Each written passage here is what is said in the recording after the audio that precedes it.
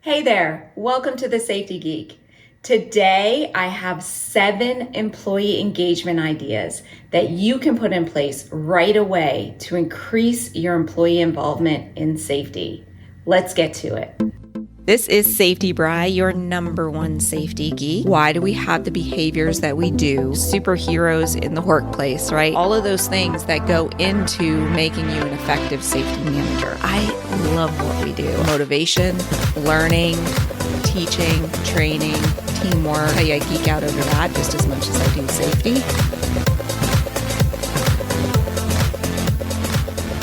Hello, and welcome. Welcome to the Safety Geek. I am so glad that you are here. My name is Bri, and I am your number one safety geek. How are you guys doing? Be sure that you pop on into the comments or head on over to the show notes for this episode and give me a shout out. Tell me what you've been up to. How is your summer going? What is going on? I want to know. I will tell you here at the Safety Geek, things have just been crazy busy, and I live in Florida, so the heat is starting to get going. We're looking forward to school starting soon, so all of those good things. So I'm sure you're probably in the same boat, so I kind of get it. All right, so what we're going to talk about today is employee engagement, and I have 7 ideas that you can put in place to improve your employee engagement. But first, let's talk about what engagement is. So employee engagement is actually when your employees have pride and passion and that they love their work and that they are as committed to the goals of the company as everybody else is, as the management team, as the CEO is. That is engagement. That is an engaged workforce.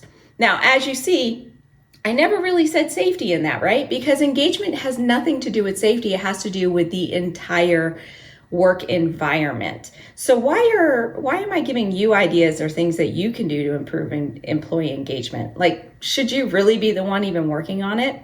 So the reason why employee engagement is so important to safety is that when you have an engaged workforce, it improves safety. When people are committed and have pride in their work, then they're going to make sure that they're following the rules and that they're doing the best job that they can absolutely do.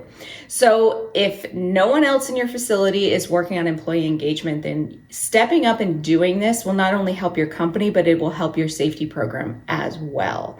And a lot of times other areas are just so busy with what they're doing. And I kind of see safety as this role of being this liaison between employees and management anyway. So it is a good fit that you work on engagement. Maybe safety and HR can go hand in hand on this. But I do have 7 ideas that can apply just to your department in order to improve your employee engagement. Some of them apply to other departments as well, because they're just kind of like all company wide. All right, so let's get started. Number 1, directly ask them to help you. So there are studies that show that when you help somebody else, it increases happiness for that person who's giving the help. And it also increases the connection of that person who's giving the help to the person that they're helping. I know that sounds a bit confusing, but anyway, if you reverse the role, right, and you actually ask them to help you, you're going to be improving their happiness. And then that improvement of happiness has a mental connection to either the company or to safety. So just putting a sign up that says, hey, I'm looking for members for the safety committee is not good enough. But if you actually directly go to somebody and say, hey, I think you would be a great member for the safety committee. I would love to have you join. Will you help me with this? You're more likely to get people engaged. It's a lot harder to say no to things face-to-face than it is just to a posting or to an email or to a message. But pick something, safety committee might be a little bit difficult to start with, but pick something easy that they can help with, something that's only going to take a few minutes of their time. So if you have a policy or procedure that needs review, or you're updating a JHA, or you have a question about a process, instead of going to the management team, you can go to the employees and you can ask them for help. Say, hey, I'm writing a JHA and I would love your help with it. Can you spare 5 minutes? And I think you're the ideal person to help me with this. You are more likely to get somebody to say yes to that than just putting a posting up or sending out an email message saying, hey, I need some help with my JHAs. So that is number 1, directly ask the person face-to-face for help. Number 2, ask for feedback and be open to criticism. This is extremely important. So in order to really develop engagement, the employee must feel safe to criticize the company and to criticize the processes and see that their criticism actually is taken well and that improvements are coming from it. So it's not like them bashing the company. It's more of like, hey, you can do things better and here's the ideas that I'm giving you. So this is very similar to asking directly for help, but this time you're asking directly for feedback and criticism. Now, this is very hard for a lot of people to do, especially when you have a person in power like yourself asking somebody of lower power like an employee for feedback. More than likely the lower employee will say something like, oh yeah, everything's fine, because they don't want to upset anybody. They don't want to create any ripples or any waves. So you have to go to them. You have to specifically ask for feedback, but you also want to, instead of just saying, hey, what do you think about this? Ask them questions that are going to draw out that feedback. So you'll say, what can I improve upon in this? So here I'm asking for let's use JHA as an example. I'm reviewing this JHA. Instead of saying, what do you think about this JHA? You could say, hey, I want to improve this JHA. What can I do to make it better? So that is actually fishing out criticism. And here's the thing, when they give you feedback, like they may pick out a point of this item or this thing that you're having them review that is very personal to you, that you're like, no, I really like this part of it, and this is why I did it.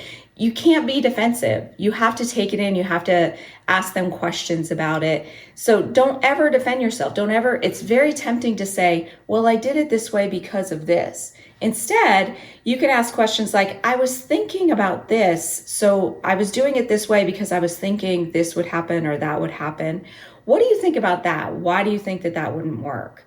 So you're more having a conversation with them.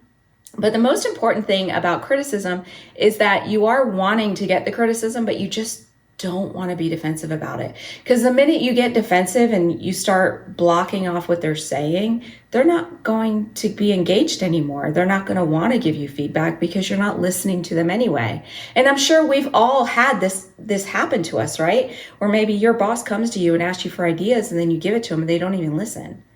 Or they go, hey, what's going on with this? I'll never forget. We had an issue that was clear as day what was causing the problem. But what was causing the problem was something my boss put in place. So we were all like, this is what's causing the problem. And she was so defensive about it and never changed it.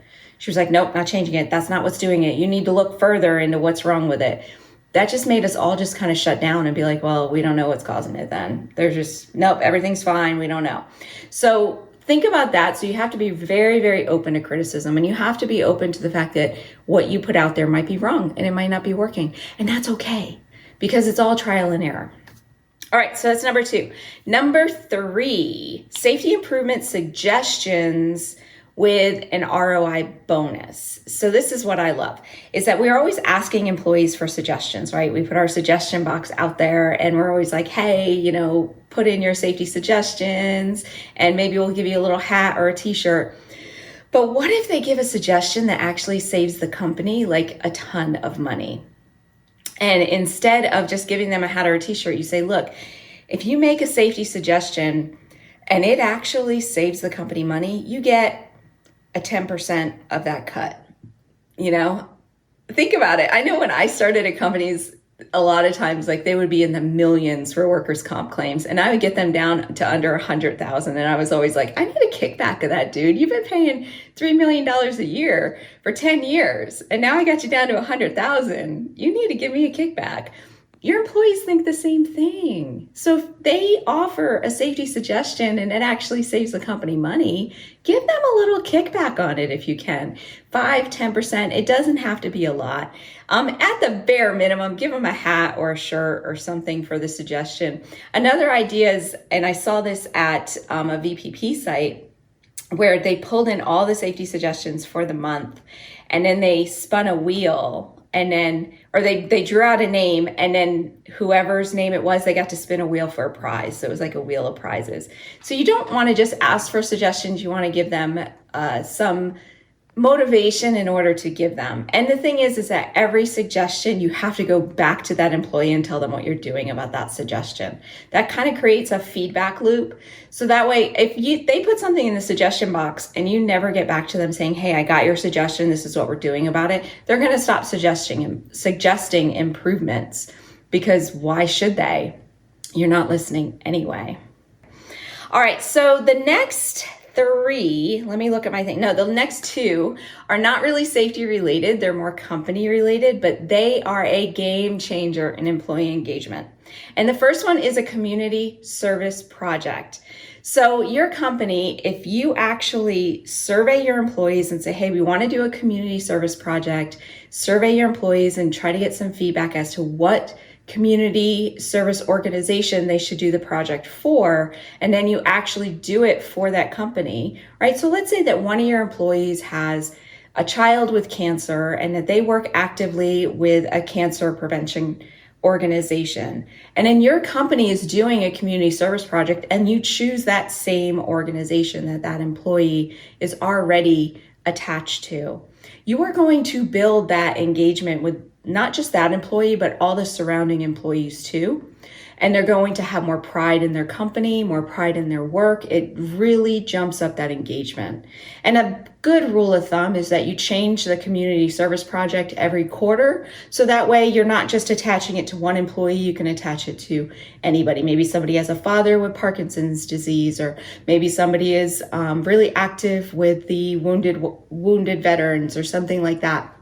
So make sure that you're changing it every quarter, so that way you are really getting all employees engaged. Because if you pick like a cancer organization and they don't have any cancer in their life or any experience with cancer, they don't feel as attached to it. But then the next quarter you pick maybe autism and, oh, well, my son has autism. And then that kind of, connects it there too. So I think every business should be doing a community service project. And here's the thing about community service too. It's not just about donating to the organization. That's great and that's wonderful. But when the leaders of your company actually get their hands dirty and they're going and doing the work for the organization, maybe they are on the board of directors for the fundraising event, maybe they're out there serving soup at the soup kitchen, whatever it happens to be, they need to get their hands dirty, your leaders do, in order to build that engagement.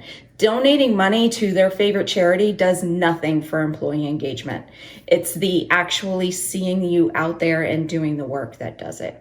That's a bit tougher for people. A lot of people, they're like, oh yeah, we'll do a charity project. Here's some money. That's the easy way out.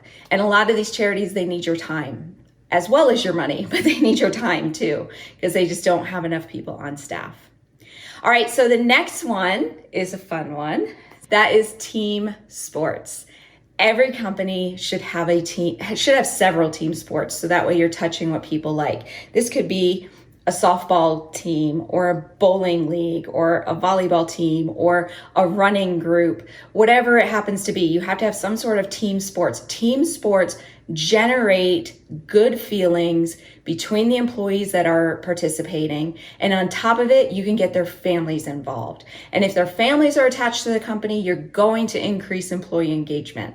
So you say, hey, we're organizing an adult softball league. So you get people to sign up. Remember, ask them directly, go face to face.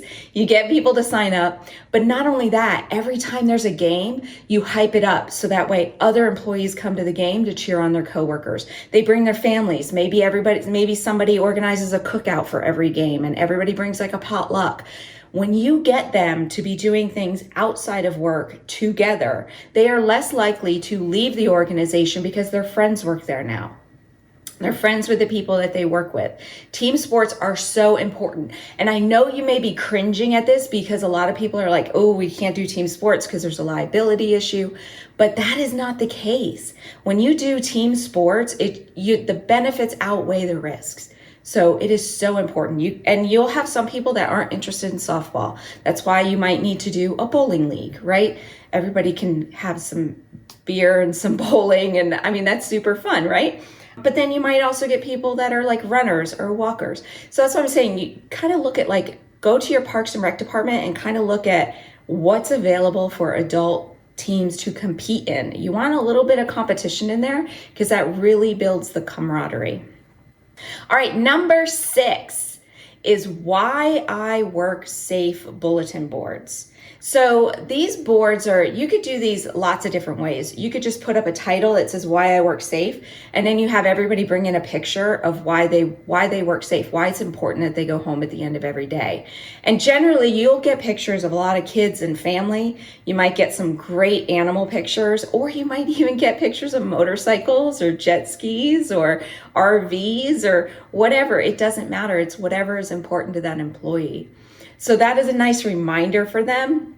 And you want to display them where everybody could see. So that might be by the time clock, or it might be in the hallway to the break room or something like that. So this one location I went to, they actually made individual frames for every picture that said different titles, like I work safe because this is why my health is important to me. So then every picture was framed, and then it was put on this entire wall going to the cafeteria, and it just looked like, like when you have all those nice pictures in a house, and they kind of put them in all different ways. That's how they did it, and I thought that was amazing. You could just do thumbtacks on a bulletin board where they're just up there. That's fine too. But whatever it is, you want them to bring a little piece of home with them into work, because it creates that attachment to work, which then would increase their pride in their work, pride in their company, attachment to the goals, and drive up that employee engagement. All right, number 7. Number 7 is our last one, and this is what I like to call employee to employee coaching.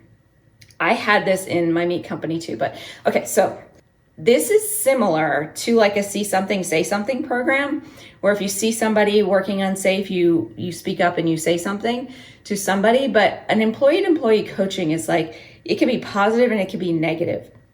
So let me explain how I did this. I was at a meat company when I started this, and I got the idea from the Air Force because they have a thing called the Wingman program. And I had what I called prime cuts and tender tips, because those were two products that we created.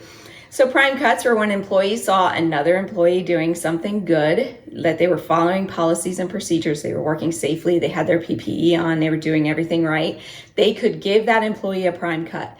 If they saw somebody doing something wrong, I got caught like not wearing my hairnet one time, so they would give me a tender tip. And they're not handing it to the employee, they're turning it into a suggestion box. Who actually wrote the tender tip or the prime cut is hidden. And then you just post them up for everybody to see. And I used to do this every week, and I would have like 20 or 30 of them to post up in the break room. And people would gather around me to read all the prime cuts and tender tips. And then everyone who submitted one, they got their name in a hat, and then they could win, a prize, a t-shirt, or, a vending machine token or something like that to go along with it. So I was able to incentivize it. But this really increased employee engagement because it allowed employees to be helping other employees and reporting on other employees, and it built a lot of camaraderie. And you might be thinking people are just going to tear each other apart. That is not the case. I got 90% positive, just like normal safety coaching is, and about 10% were negative. And they love to catch the managers and supervisors. So going back to constructive criticism and not being defensive, if a manager or supervisor was caught and was written up for something on a tender tip, it just had to be an all fun, like, yeah, you were right, I wasn't wearing my hairnet, or I didn't have my bump cap on, or I missed my eyeglasses that day, whatever it happened to be. I remember I had one supervisor that did not take well to it, but most of the time everybody was like, good job. They'd get bonus points if they caught a supervisor doing something wrong. So, alrighty, so those are my 7 tips for you for employee engagement. Let's go over them one more time. It is directly asking people for help, going face to face with them. Ask for feedback and be open to criticism. So you're actually asking them to criticize your work. Number 3, safety improvement suggestions. And if you can pop in an ROI bonus, that would be amazing. Number 4 is a community service project chosen by the employees and getting your hands dirty while you're doing it. Number 5 is team sports. So develop several different team sports leagues within your company. Number 6 is a why I work safe board. And number 7 is employee to employee coaching. Well, there you have it, my friends. That is what I have for you this week. I hope you have an amazing week. if you try one of these, just pick one of the 7 and try it this week, and head on over to the show notes for this episode and tell me how it went, because I want to know, and I want to know which one is your favorite. Alrighty, I will talk to you next week, and you have a safe day. Bye-bye.